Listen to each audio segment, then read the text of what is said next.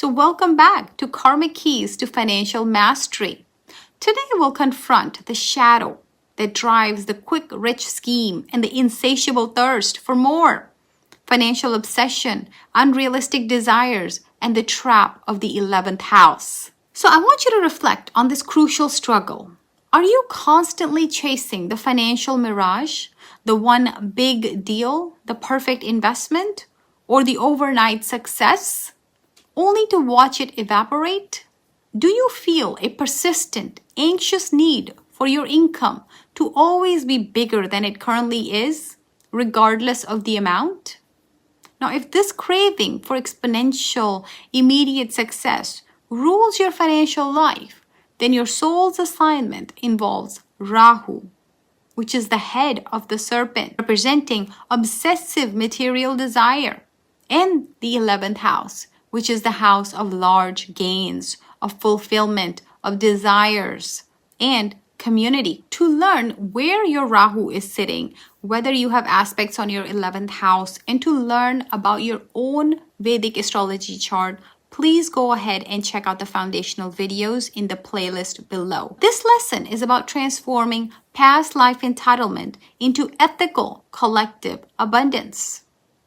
Let's talk about the karmic root here, the insatiable thirst, and the misused collective resources.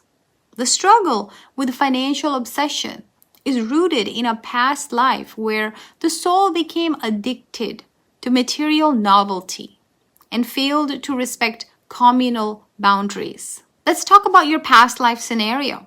Perhaps you were the insatiable collector or the community thief. Rahu in 11th house block stems from a past life where the pursuit of material pleasure knew no bounds.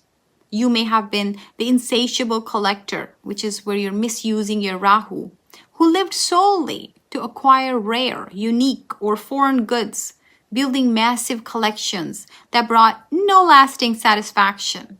Or you sought shortcuts to wealth with no regard for ethics. What that may have been like? Well, you may have lived a life where you never felt full. And now that insatiable thirst returns as an anxious financial addiction, making any amount of money feel insufficient. Alternatively, the 11th house rules community gains.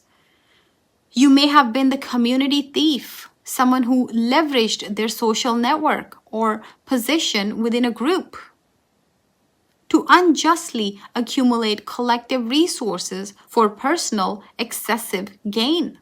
So what that may have been like? Well, this betrayal of trust returns as a present life financial karma where you struggle to receive support from your network, or where your desires, your 11th house, they're constantly inflated to unrealistic levels, ensuring perpetual dissatisfaction. Now let's talk about the astrological code behind this, behind Rahu and the 11th house. So let's look for these specific indicators in your birth chart to confirm this lesson. And again, check out the foundational videos if you'd like to know how to read your own birth chart. First, let's talk about Rahu in the 11th house.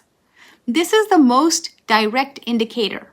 Rahu here generates enormous, often unconventional desires for quick, big gains.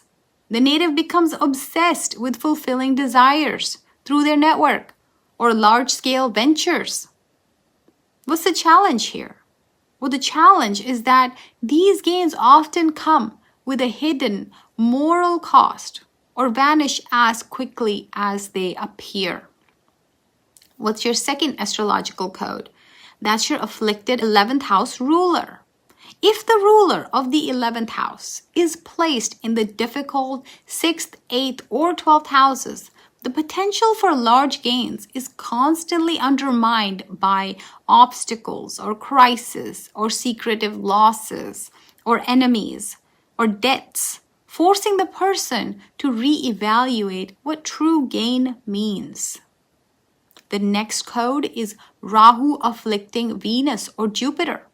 Now, Rahu's influence on Venus creates an obsessive desire for luxury or excessive possessions, while its influence on Jupiter makes the person prone to gambling or engaging in schemes that lack ethics. They lack ethical or legal grounding. So what's the soul assignment here? Well, the soul's assignment, the soul's goal here is to shift your financial identity from the craver to the conscious contributor. You must replace obsession with purpose. First, let's talk about conscious contribution. Your core assignment is to align your Rahu-driven intensity not with personal gain, but with community benefit, which is the 11th house. Financial success must now be sought as a means to empower your network or fulfill a humanitarian purpose, neutralizing the past life communal misuse. The second remedy or second assignment is detachment from outcome. The virtue to cultivate is non-attachment. The realization that true spiritual wealth is found in the joy of the pursuit and the ethical value of the work, regardless of the size of the final paycheck. This dissolves the obsessive loop. Let's talk about the universal remedy here, an actionable spiritual practice. So to conquer financial obsession and redirect Rahu's powerful energy, we'll implement the following assignments. First is the slow down investment rule. It neutralizes your obsession. This directly counters Rahu's quick, rich energy. So before investing, purchasing a big item, or launching a new venture, impose a mandatory, documented 30-day waiting period. During this time, you must meticulously research the ethics and long-term sustainability of the move. This will check your Saturn and Jupiter. If the obsession still feels ethically sound after 30 days, then proceed. This practice trains your mind to replace impulsive, illusory desire with conscious, structural decision making. The second assignment is the community enrichment tidh. It heals your 11th house. This heals the past life misuse of collective resources. Commit to tithing a fixed portion, say 2% or more, of every large gain or bonus or windfall directly back into the community or network that supports you. This could be supporting local businesses, investing in a friend's ethical venture, or funding a local school project. This ritual proves to the universe that your gains are intended to circulate back to the collective, fulfilling your 11th house purpose. So what does all this mean?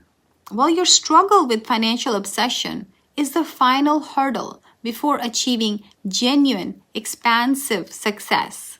The past life karmic lesson was the insatiable craving for material fulfillment, ensuring your spiritual purpose was forgotten. The soul's assignment now is to take that immense Rahu intensity and channel it into a project that serves humanity, fulfilling your soul contract for ethical contribution. Mastering the 11th house means mastering your desires, achieving a higher level of spiritual satisfaction, and accelerating your true financial abundance on your soul journey. So let's talk about your spiritual assignments and your next steps.